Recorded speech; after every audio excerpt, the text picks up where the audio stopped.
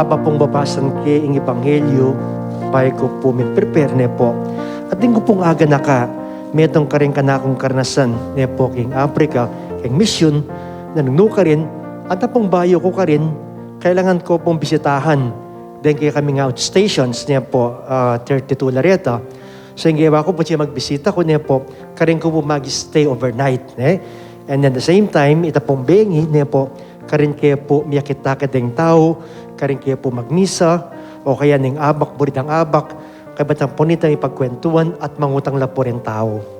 So minsan po, antang abang maninaya ko po, bahay kay magmisa, kaya batang pong almusal, miglakad-lakad ko po kitang karelang lugar.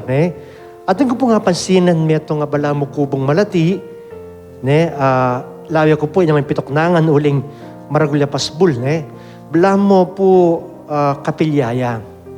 So, minta ko po ka rin, lalawin ko, dudurot ko, lalawin ko po naning makakabit ka rin, po. Kay ba't din nga po itang katekistami? Amo nga na, ka po pupunta kaya nana. So, sabi ko, bakit? Nanong problema ya ako? Kasi po, yan po yung kapilyada. Dito nga lumang sekta na sasamba ka ring batu, ka ring buhaya, ka ring tanaman. So, baka nito po wala ng pisabyan, may ako po ka rin. Kaya ba't kitang kaya po? Sabi ko, ba't katabo ring papuntalan, lalo na ako, pare ko papuntalan. Kasi po amang tatakot na yan na, pote yan na, madisekret yung karelang nanay niya, pisamba na mga yan. So, pindalang ko na yan po at may ko na ako. At ko na po gawita minsan pa, na lumawi. May curious ko po kasi, ba't may tao ka rin Kasi antang kareta pong karelang bubungan, at akala pa kasabit, ating sukle, liwa-liwa. May itamong ka na akong, yan may paras ka pa na liweng na yung atyo ka rin. So, bala mo, ikit kaya pong ibanghelyong ini, po, kaya taka na akong karansan, nung ka rin po, anta pong migsalita Jesus, ating kayo pa yan, po, at makanyan mo rin itang lalaking ginulisak po, na may alipinan niyang masamang espiritu, ginulisak iya. Uling may takutan la, po, kaya tang presensya ng Jesus. Mo po kabod, ating kayo pa ng gino po, itang mismong presensya na po, ating pong takot dindamda remok espiritu. Nyapin po agad yan migsalita po, na anong buri mong gawan kaya kami lipulan mo kami baluda ka na ni kaya ikay ng anak ng Diyos sana. So, na po buring Jesus, dandamanda po, di nga lumang tao, na ing marok espiritu, ing may kakilala kaya, na anak ng Diyos. Kaya po binawal niya. Nung nga pa siya ng tama po, nung tuloy tayo pang basa ng Ebanghelyo, kaya pong chapter 4, verse 4 to 1, makanya mo rin po, papatahimika na la, deng marok espiritu, na sabiande na ingat ng Diyos. Dahil, patsepos nabi mong, Mesaya, Kristo, anak ng Diyos niya po, may ito nga yung bring sa banita, tagapagligtas. Kaya mo po kitang panahon na ito, dito pong tao ka rin niya po, ing balod ng tagapagligtas, niya po kalupa ng kang Jesus.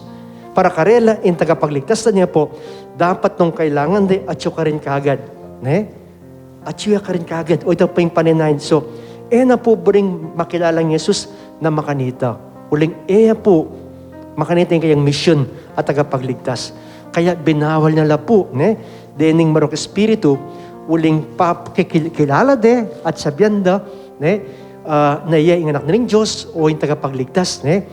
Metong pa po, o ba't pinigil nung Jesus dening marok espiritu, uling patsepo ring tao, po, kilala Jesus, po, pamamagitan na rin marok espiritu, mas lalo pong medinan, po, kalituan ka ring tao. Uling mo muna, o ba't king marok espiritu pa, kilala Jesus, nuniniyak. So rin pong tao, misip lang. At tandaan niyo po, karing ribang ebanghelyo niya po, didamtama na nuka rin, sangkanan de Jesus niya po, na miyembro niya po, di marok espiritu, kaya makapaglaya siyang demonyo. So, bangkanita po alang gulo, alang kalituan karing tao, niya pepatahimi ka na lang.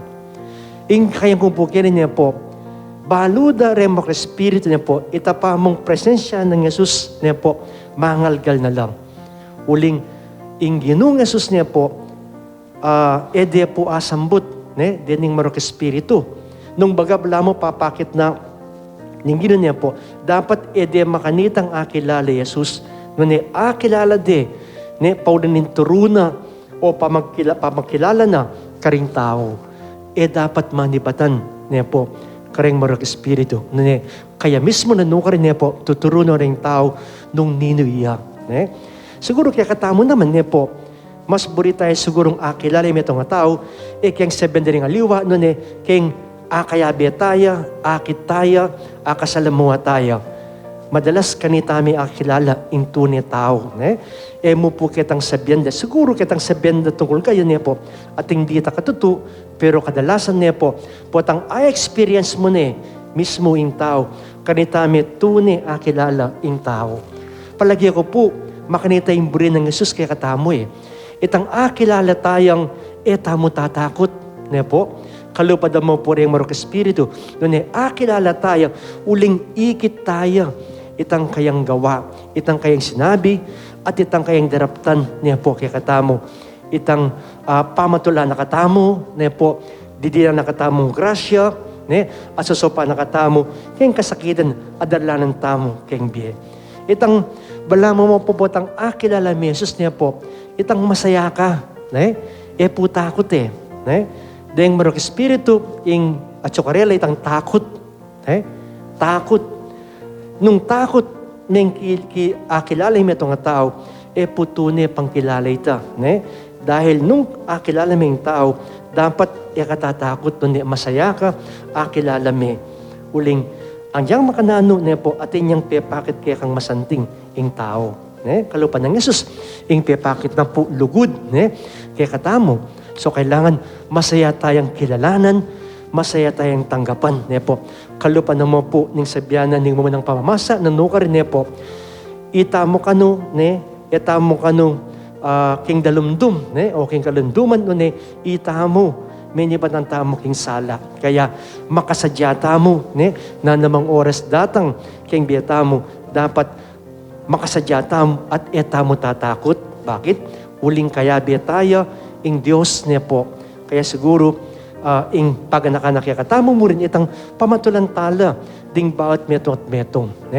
Di nang talang bala mo advice sa masanting o si bentamong bagi makasaya karela. Alo po itang takot yang darlata mo. Dapat saya niya po para ka rin kapatad tamo. Siguro ito pa yung buri ng Jesus dapat tamo. Na ing kayang lagyo, tayo gagawang patakot, karin tao. Gawan tayo masaya, gawan tayo na rin tao.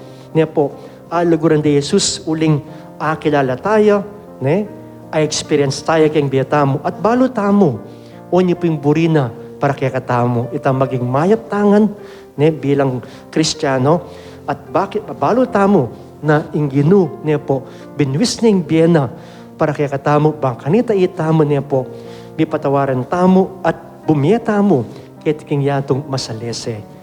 O itang mo po yung pagnasana ni nga pong Ginoo itang maging mayat tang tao, ing pamakitungo tamo, king bawat metot metong.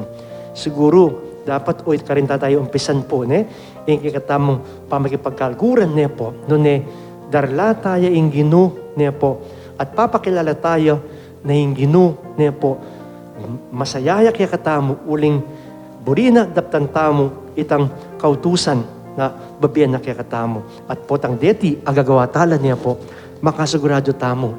At yung tamo king tamang lugar na nanuka rin niya po, papakit tayo at papakilala tayo Jesus karingaliwa niya po.